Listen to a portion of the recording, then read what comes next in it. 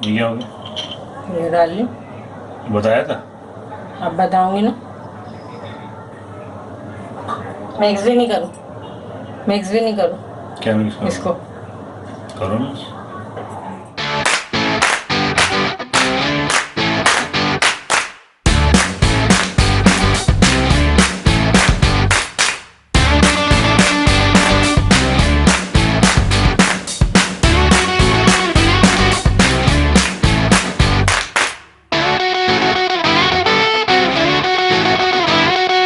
बिस्मिल्लाहिर्रहमानिर्रहीम।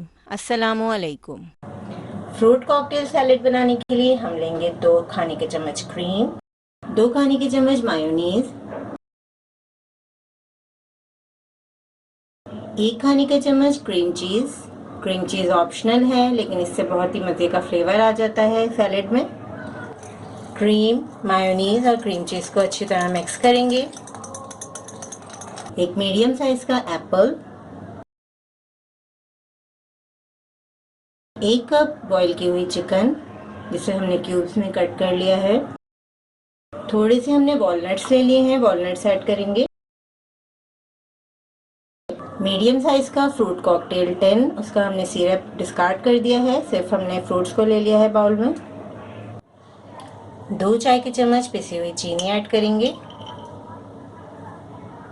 1/4 teaspoon salt, ½ teaspoon काली मिर्चें।